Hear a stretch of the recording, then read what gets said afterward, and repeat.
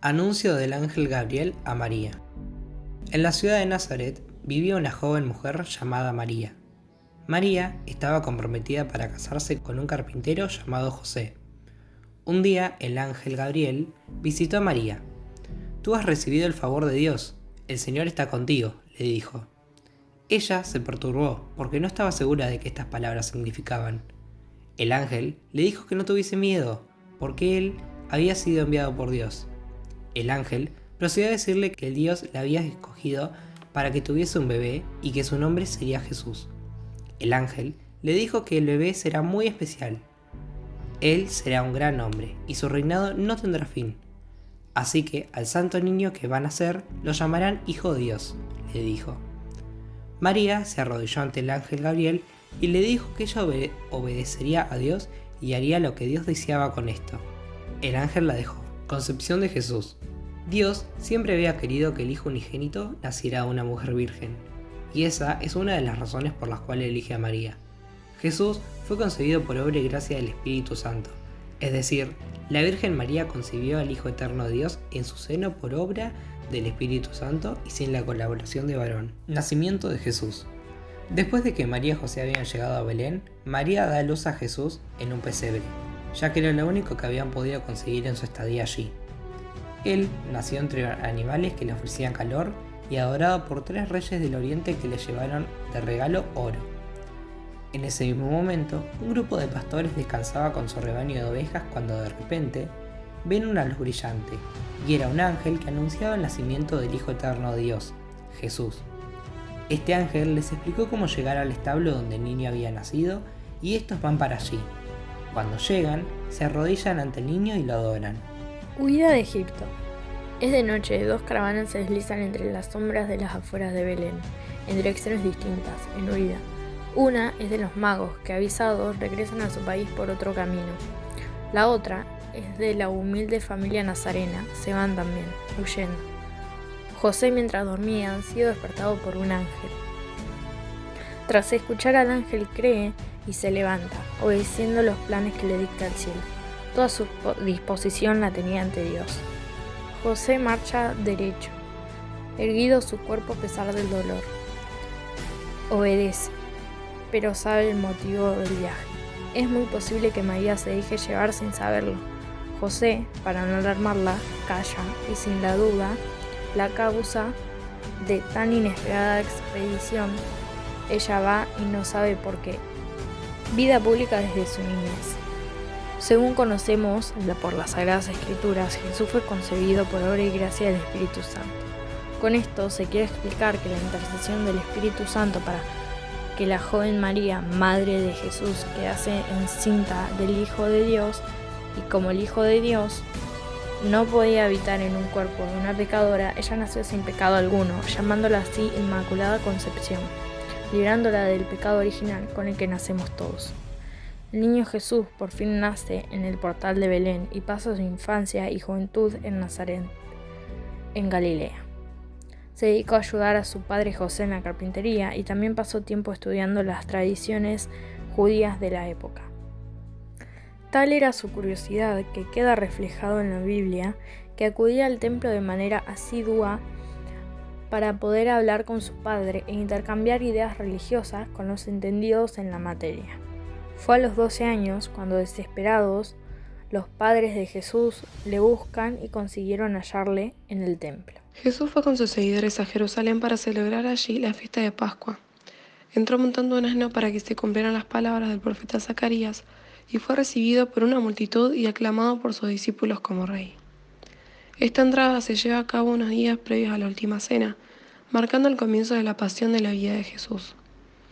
Luego fue al templo y comenzó a sacar a todas las personas que estaban allí vendiendo y comprando cosas.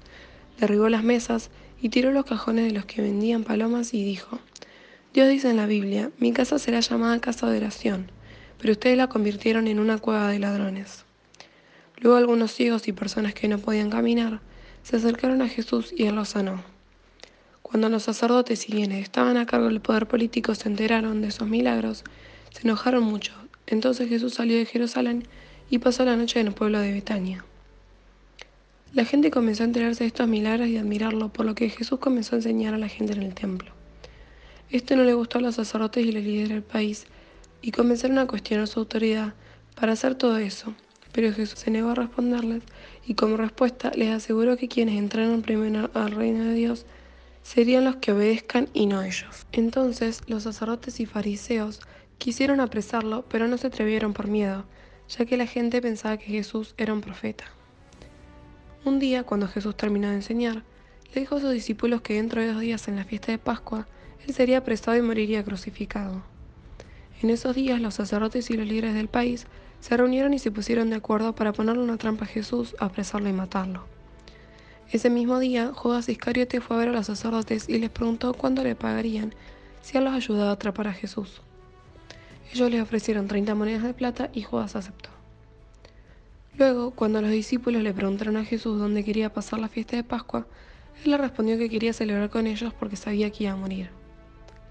Durante la cena, mientras comían, Jesús dijo a sus discípulos: «Uno de ustedes me va a traicionar y entregar a mis enemigos». Cada uno de ellos, confundidos y tristes, le preguntaron si estaba hablando de ellos, y Jesús les respondió: «El que ha mojado su pan en mi plato es el que va a traicionarme». Y cuando Judas le preguntó si sería él quien le iba a traicionar, Jesús le respondió: «Tú lo has dicho». Mientras comían, Jesús tomó un pan, lo partió y le dijo a sus discípulos: «Tomen y coman, esto es mi cuerpo».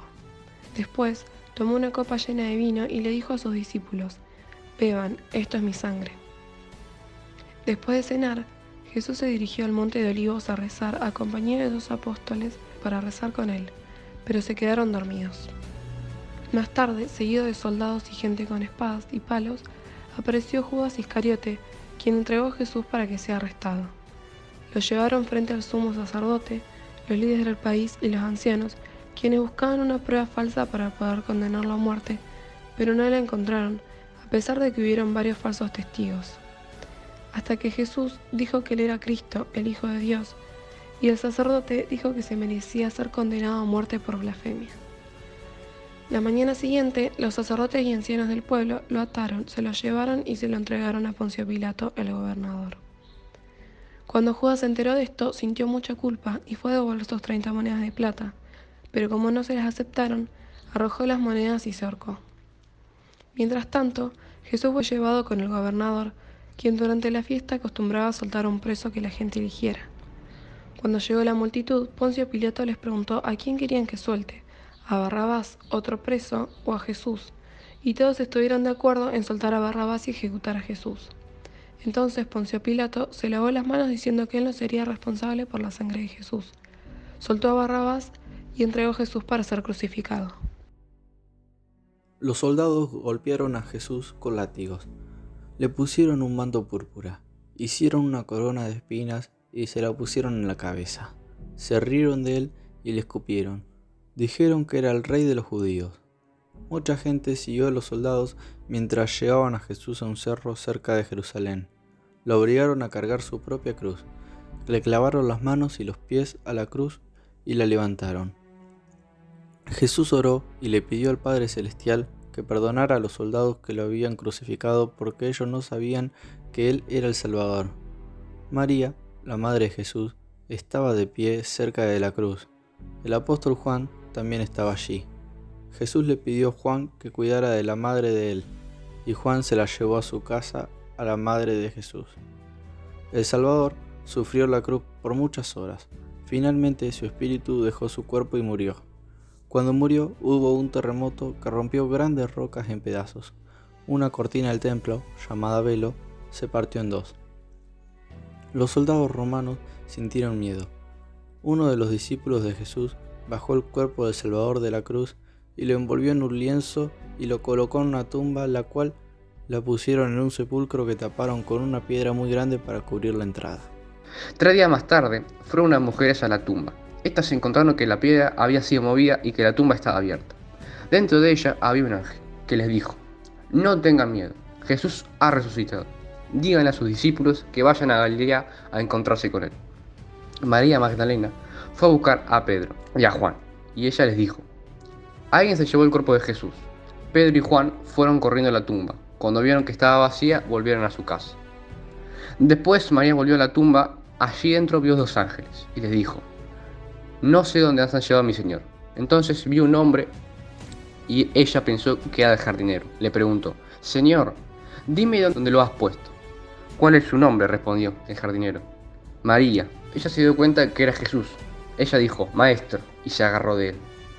Jesús le dijo: diles a mis hermanos que me has visto. Ella fue corriendo a contarles que había visto a Jesús.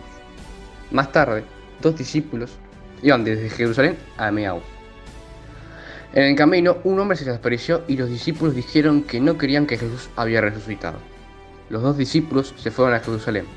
Llegaron a la casa donde se habían reunido los apóstoles y se les apareció Jesús.